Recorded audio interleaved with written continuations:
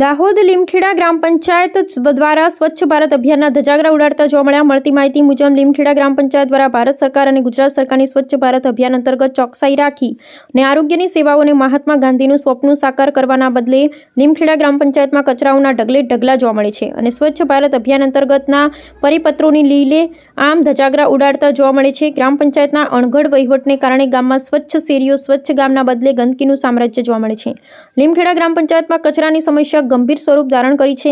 સ્વચ્છ ભારત અભિયાન હેઠળ મૂકવામાં આવેલા ડસ્ટબિન કચરામાં પડી રહેલી જોવા મળે છે, જે ગ્રામ પંચાયતની નિષ્કાળજી જોવા મળે છે અને ગાંધીજીનું સ્વપ્ન કરવાના બદલે ગંદકીનું સામ્રાજ્ય કરતા જોવા મળે છે. હવે જોવું રહ્યું કે લીમખેડા ગ્રામ પંચાયત વિસ્તારમાં સ્વચ્છતા અંગે કોઈ નક્કર પગલાં લેવામાં આવશે કે પછી સબ સલામતીના ગાણા ગતા રહેશે, તે જોવું રહ્યું. ભારત સરકાર અને ગુજરાત સરકાર તરફથી કરોડો રૂપિયાની રકમો ફાળવી ગામડું શહેરને સ્વચ્છ રાખવા માટે ડસ્ટબિન આપવામાં આવેલ છે, તેનો ઉપયોગિતા કરવામાં આવશે. તો હાલ કેટલા ડસ્ટબિન ખરીદેલા છે અને કેટલા હયાત છે તેની તાલુકા પંચાયત કચેરી દ્વારા યોગ્ય તપાસ હાથ ધરી સ્વચ્છતા કેમ થતી નથી તે અંગે જરૂરી પગલાં ભરવામાં આવશે, તે લોકમુખેથી સાંભળવા મળે છે. હવે બીજી બાજુ અંકમાં ઉજાગર કરવામાં આવશે. લાખોની કિંમતના ડસ્ટબિન કચરામાં ફેંકી દીધેલા જોવા મળે છે. રિપોર્ટર શ્રીકાંતભાઈ કે વહોનિયા.